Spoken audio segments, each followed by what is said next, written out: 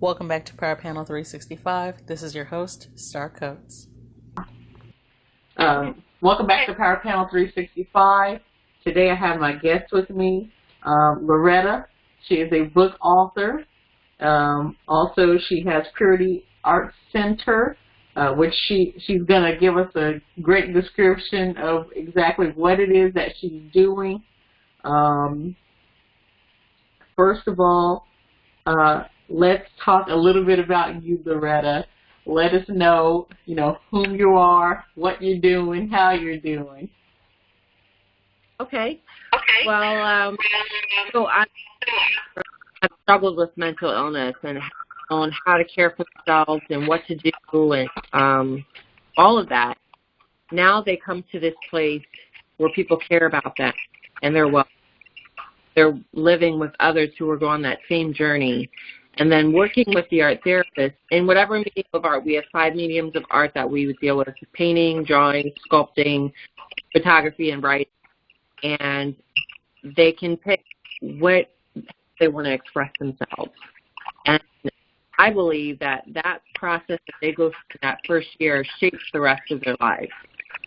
And we will have a gallery that if they decide they want to share with the world what they've created in the art, there will be a gallery there where their work can be viewed. And if they want to sell it, they can sell it. If they don't, that's okay too. But it's all about being a part of a healing community, and really being there for each other and supporting each other.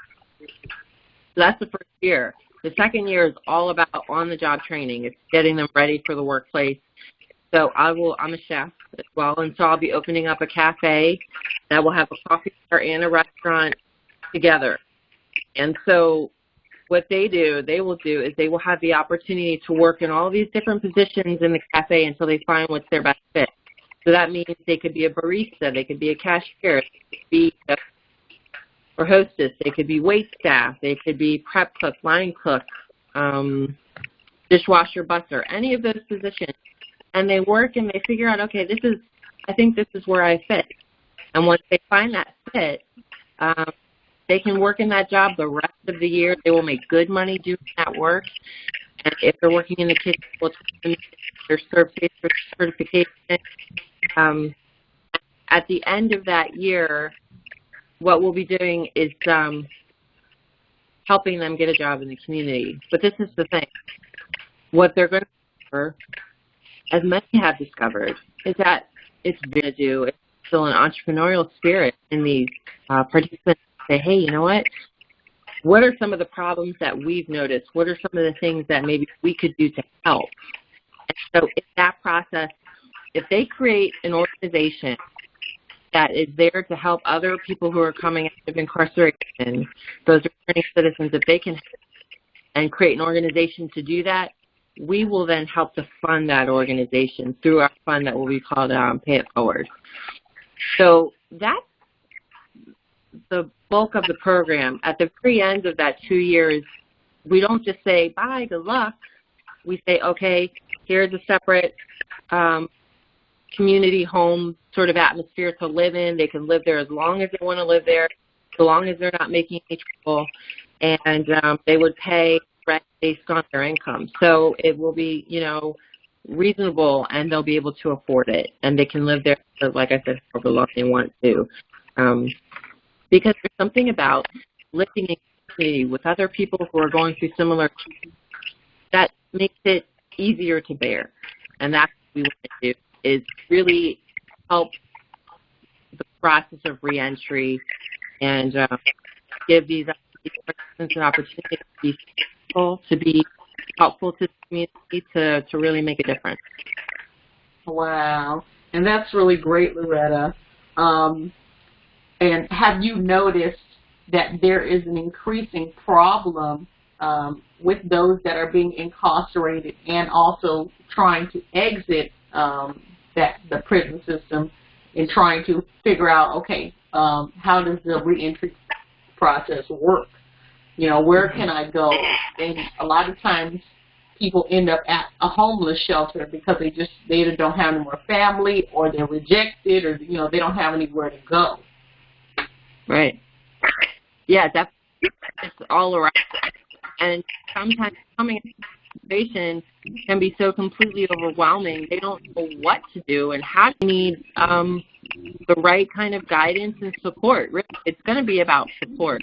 And one of the things I'm going to encourage participants to create an organization around support. How do we provide emotional support as as the inmates are coming, returning to this. So. Yeah.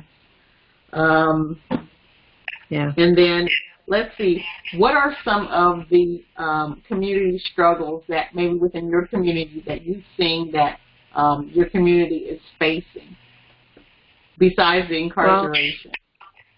Sure. Well, I'm in Chicago, and so there's a lot of ones that have them, and therefore they get stuck, and they get caught up with drugs and alcohol because they're trying to self-medicate, and the problem then leads to the next, which is, well, then they get caught those things and end up getting arrested and, finding their way in the penal system. So it's a big problem.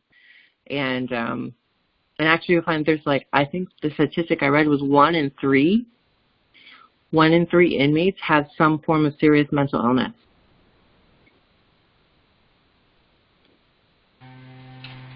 And what are some of the goals that you would want set for your community? And you can name a few as well. It doesn't have to just be one. Goals that I would like to see the community embrace? Is that what you're saying? Okay. So goal number 1, I'm starting in Chicago for a reason, not just because I live here, but because I believe that in this big city, there are so many great things about the city, great things to discover. And there's also Cook County is I think the second largest jail in the country. And it's very sad to see so many people going through that. And I would like to see the community become one that's known for how we embrace returning citizens, how we bridge that gap, because there is a gap. There's a very big gap, and people don't want to deal with former inmates. They try to turn a blind eye. They don't want to look at them. They don't want to think about it. If they see them living on the street, homeless and all of that, they turn the other way. They don't want anything to do with it because it's so messy, and it can be dangerous. You don't know what the mental state is of that person, if they are safe to be around or not. But if they come into our program and we help them get the right kind of treatment in the program and then funnel that through the work, all of that I think will make such a big difference in how they succeed. So that's the first goal, is to really change the way the community would embrace returning citizens. I would love to see that happen. And then I'd like to see the community support Purity Arts Center by, number 1, going to the gallery when there are openings and buying some of the art that the participants will create. I would like to see them coming to the cafe. I've had people tell me, well, I wouldn't want to get served by somebody that I know is an ex-convict. And I'm like, really? They've got to start somewhere. Help them, support them. So I would like to see people from the community coming to the cafe, coming there regularly. It's going to be a really great lounge atmosphere where you don't have to worry about somebody kicking you out after an hour. You could stay as long as you want to stay, read your book, work on your laptop, whatever you want to do, or come in and have a meal. But I'd like to see the community support the cafe and purchase art and just be excited about what's going on there. The other thing is the property for the Art Center is going to have a stage, so there will be open mic. And I would love to see people from the community come and support those who are getting up there and showing their art and their writing and their comedy, you know, all of it. I would love to see the community really embrace that.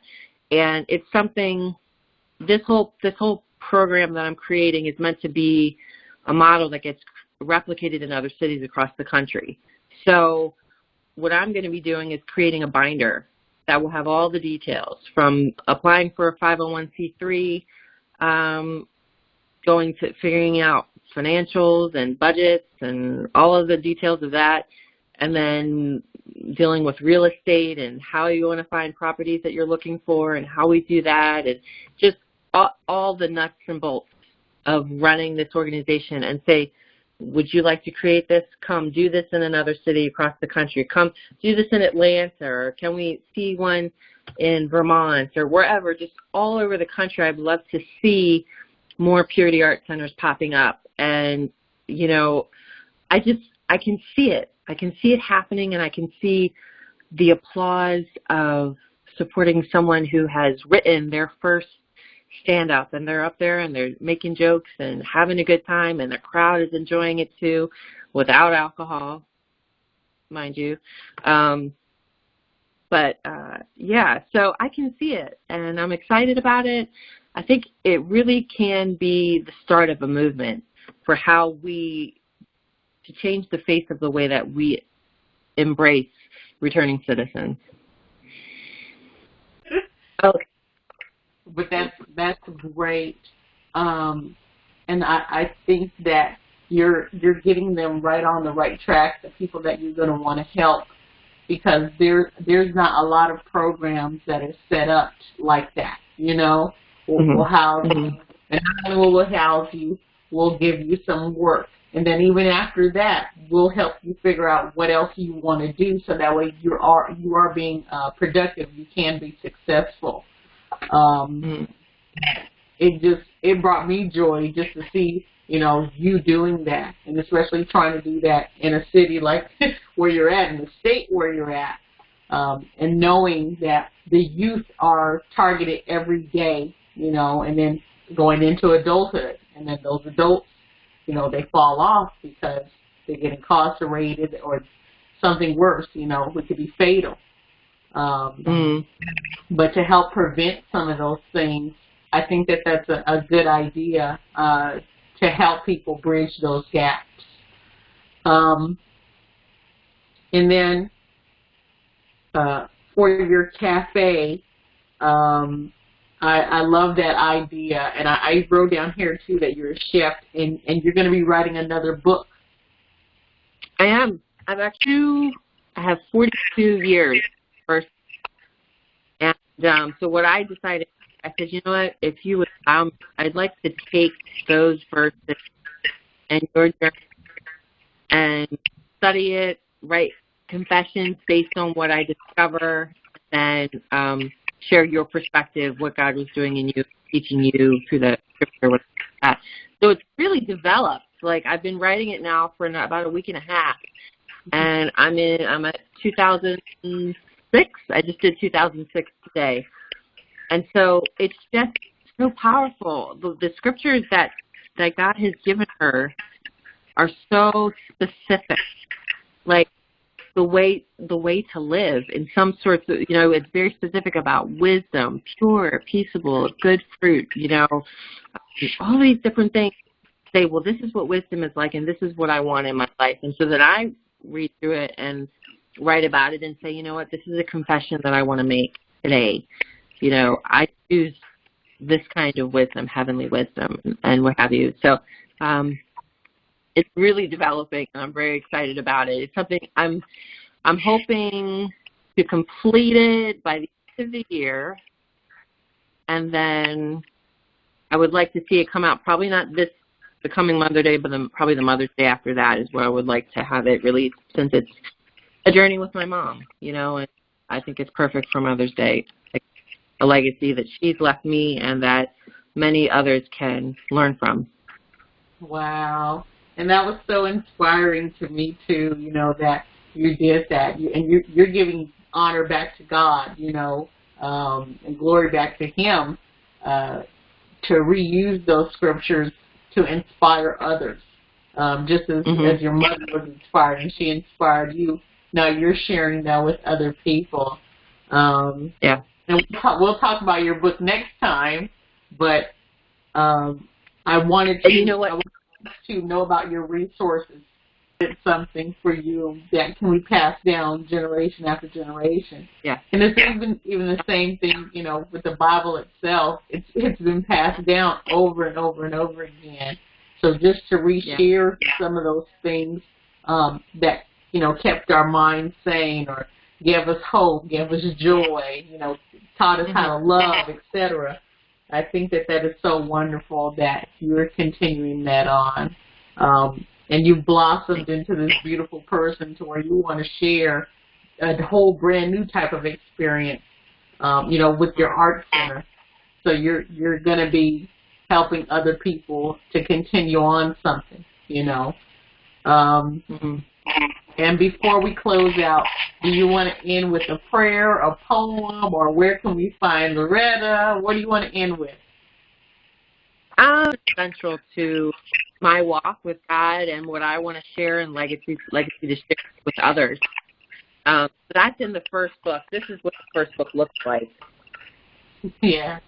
So, in terms of a website, purityartcenter.com. You can go there and learn everything about Purity Art Center, what we've been talking about. There are links to GoFundMe if you want to support Purity Art Center, if you want to sponsor. Actually, what we're doing is sponsor prison. So if you want to help me get my book into prisons, what I'm doing is donating copies into the libraries that go into prison. So if you want to do that, you can go to the website, click on the link, and make a donation through GoFundMe, and I'll be able to send out more copies. All right. Yeah. Thank you so much, Loretta, for coming and being a guest on the show. I enjoyed you, and we will be talking again. Yes. All righty. Thanks so much. All righty.